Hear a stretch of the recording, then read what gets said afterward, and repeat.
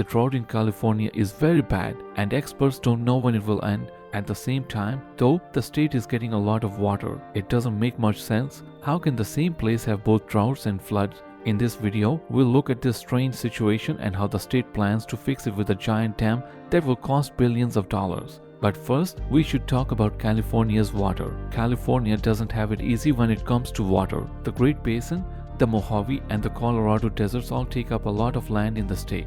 When the first Americans moved to the area a couple hundred years ago, there wasn't much water, so it was hard for them to grow. Things haven't changed much since then. In October 2021, the governor of California called a drought emergency for the whole state. He asked the people to cut their water use by 15% so that things could get back on track.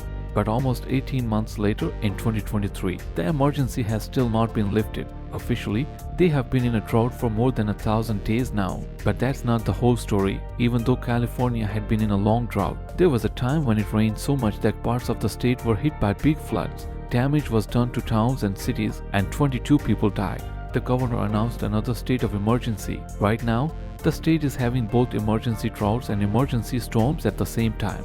But how can California have two different emergency situations at the same time? All of it comes down to how water is used. When it rains a lot of water falls to the ground and floods the area. But only a small portion of it is collected and kept properly. When the sun comes out again, most of the water has drained away or gone into the sea. And the drought goes on as if it never rained. It's the same as taking a bath. No matter how much water you put in, it will drain away as long as the plug hole isn't blocked. That's where California is at the moment. They can't get enough water when it rains to make up for the times when it doesn't. Instead, they went back and forth between having too much and too little water. This happened over and over again. Can they do anything about it? That's the big question. They've done their best. In the 1950s, the state went through a time when droughts and storms happened quickly after each other, just like it is now. The State Water Project was made when the state thought that enough was enough. The goal of this project, which is often called the SWP, was simple. Find a way to store water during floods so that it could be used again during droughts. In the first few years, they built more than 20 dams that let them store water in huge pools when it rains a lot.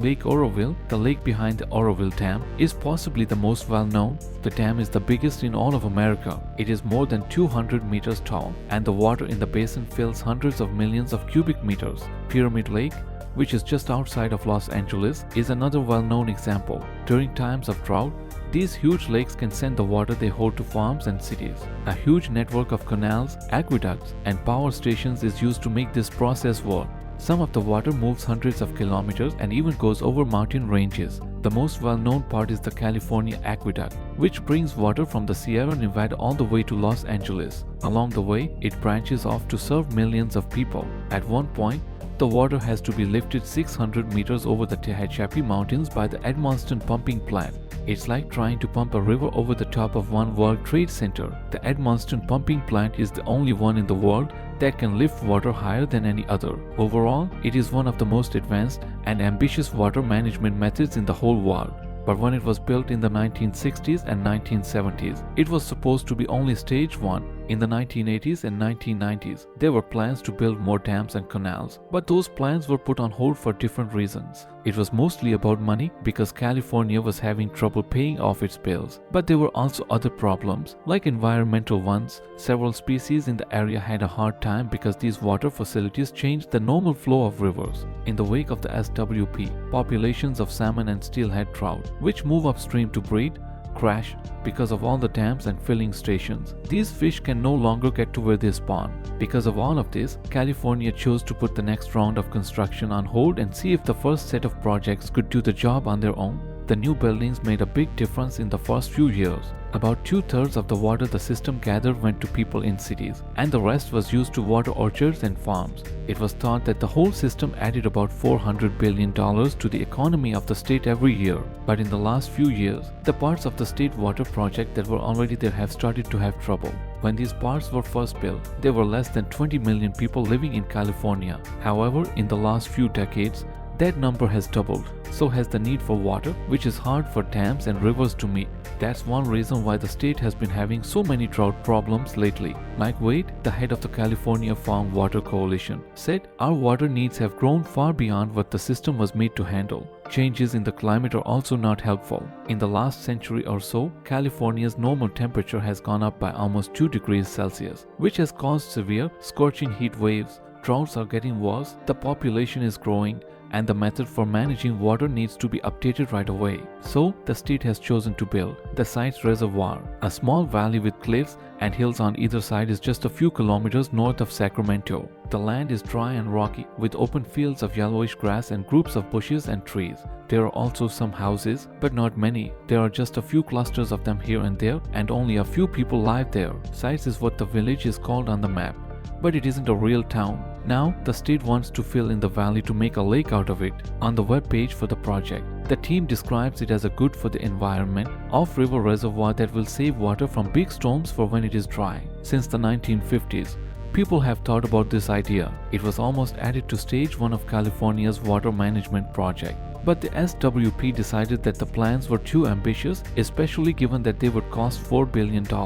Because of this, they chose to work on other projects like the huge Oroville Dam. But in the past few years, they've changed their minds and decided that this project is worth the money if they can make it work.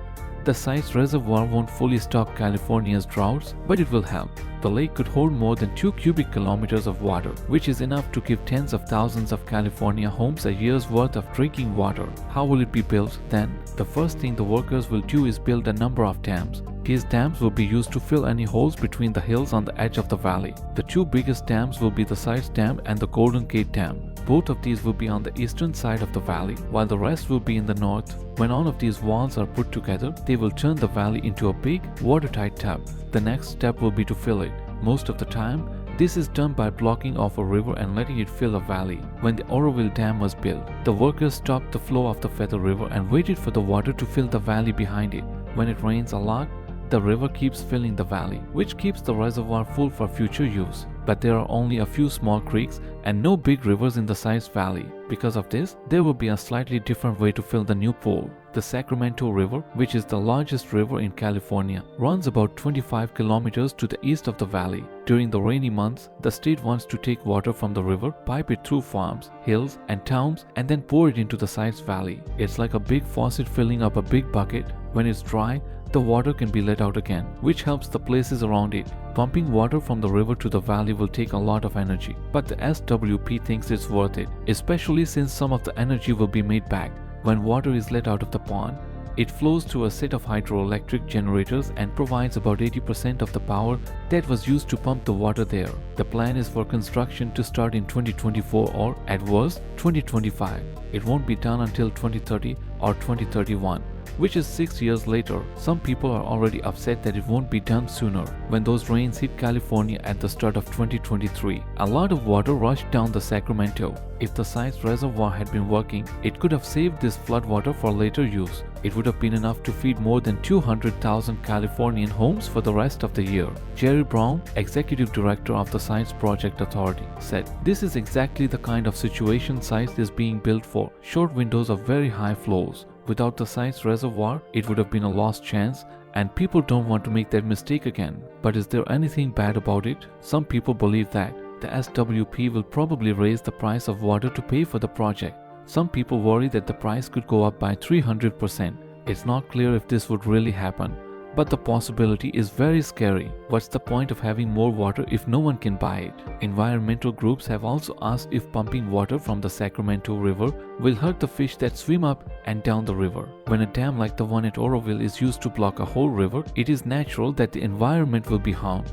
Fish can't swim upstream anymore because a concrete wall is in the way. But because Sites is an off-stream pond, it won't really stop the Sacramento River. The only thing that will be different are the high power pumps, but they will have modern fish screens on them to keep animals from getting sucked in. The SWP has also agreed to help local species by using some of the water from the Sites Reservoir. Many types of fish lay their eggs in deep, cold pools. When it's dry, these pools warm up and get small. The water in these pools would come from the Sites Reservoir, which would also be used to keep the water at the right level and temperature for breeding. It's a very important part of the whole project.